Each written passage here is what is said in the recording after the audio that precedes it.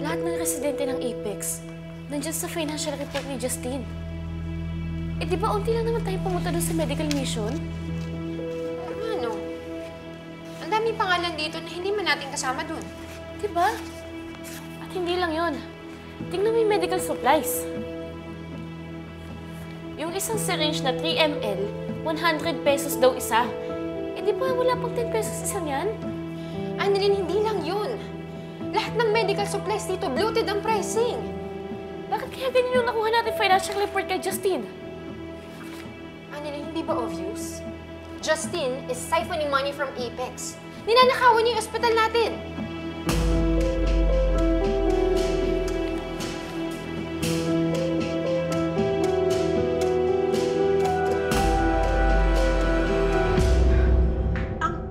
Talaga ng mukha ng Lynette na yan, isipin mo, siya na nga ang sumugod dito. Siya pa yung may ganang magsampa ng kaso?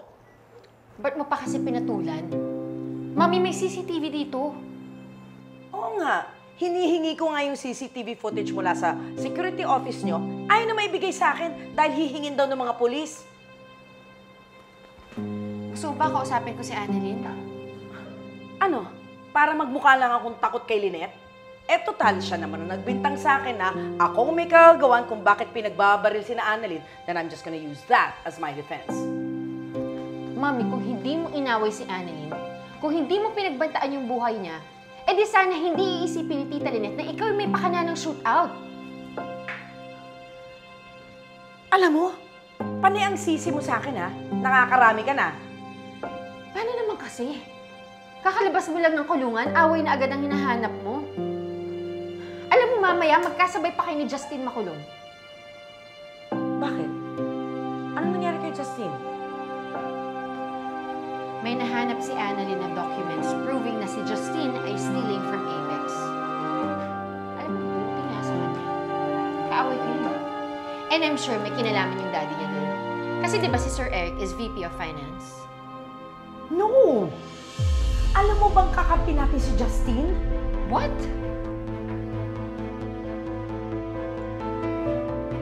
Kakampi natin si Justine at ang tatay niya.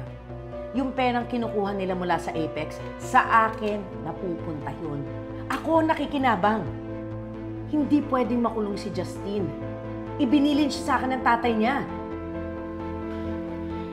Eh, paano yan? Bukas sa bukas magsusumbong si Annalyn. Then we have to find a way to stop her.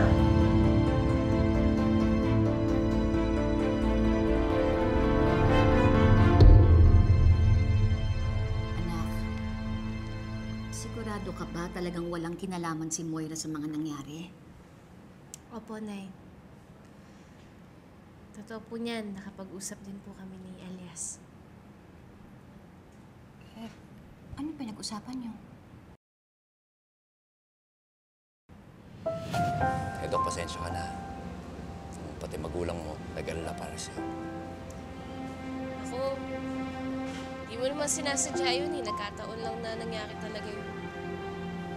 Kaya na lang ng pagkakataon na pareho yung kinainan natin kanina.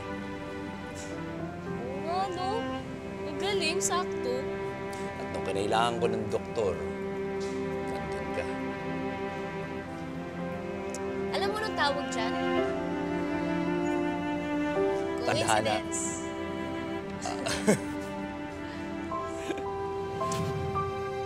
Anak, bakit nakangiti ka? Hindi po ah. Ano ka bang gusto sabihin sa akin? May gusto ka ba kay Elias? Ala, wala po, Nay. Magkaibigan lang po kami nun. Basta, Nay, hindi po si Ma'am Moira yung dahilan ng barilan. Kaya wag mo na po siyang pansinin. Alam mo naman po, no, gusto lang din nun ng away. Tara na po, Nay. Teka muna. Gusto mo magpa-deliver tayo?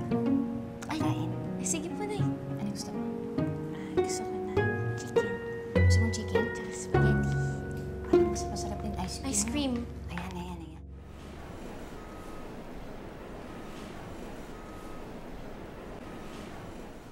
Hindi mo na dapat pinuntahan si Moira. Yan din nga ang sinabi sa akin ni Annalyn. Eh, pero hindi ko naman mapigilan yung sarili ko eh. Tsaka, muntik na mamatay yung anak ko, no?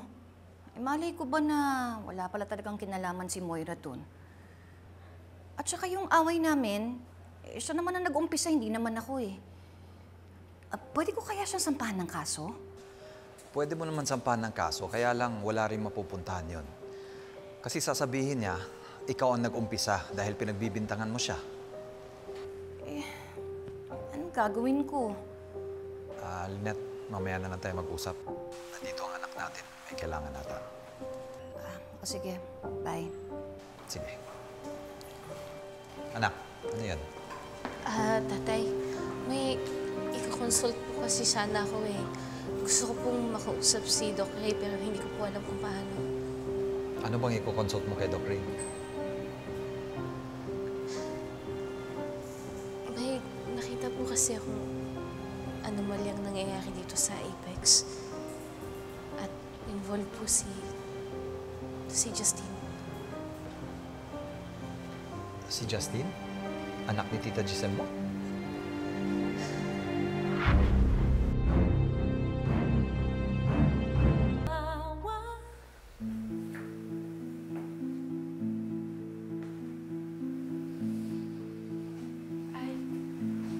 Ma'am Justine?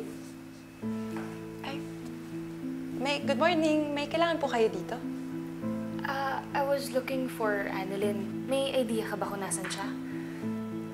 Alam ko po kanina pa siya nag-duty eh. Try niyo po sa ER. Okay, sige. Thank you. Ma'am Justine, kanina pa po kayo pinapatawag ni Miss Giselle. Bakit daw? Kailangan daw po kayo sa boardroom. Boardroom?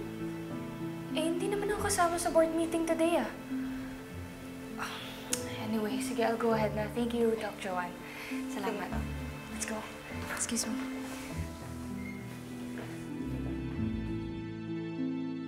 What? You are making a serious accusation here, Annalyn. Alam ko po, Tita Giselle. Kaya nga po, inuna ko pong puntahan si Doc Ray at saka si tatay po. Giselle, ang sabi ni Annalyn meron siyang prueba. Ito po, gusto niyo po makita. No. Let's wait for Justine. It's unfair to talk about my daughter if she's not here. Annalyn, Tito RJ, Doc Ray, pinatawag din po kayo? We are here because of Annalyn. Annalyn? Sorry, Justine, pero kailangan kong i-report yung nakita ko eh. Anong nakita mo?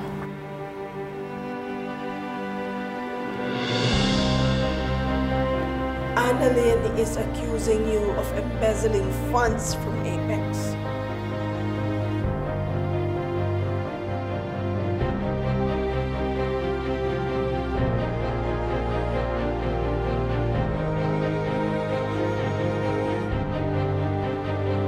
Where is your proof, Annalyn?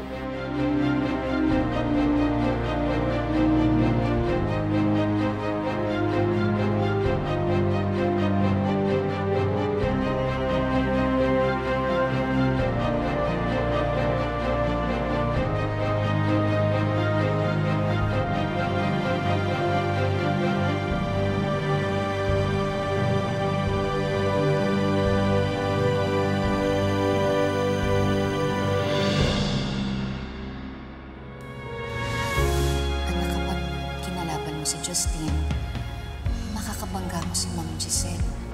Tingnan mo nga naman, oo. Malaki ang chance na may urong na yung kaso laban sa akin. As long as I have Dax on my side, tuloy na ako makakalaya. Unless magpakita si Carlos. Moira, alam naman natin na na kay Carlos ang katotohanan. This is going to be my new clinic here at Apex.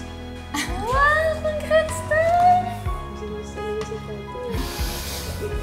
Si Tatay. Carlos?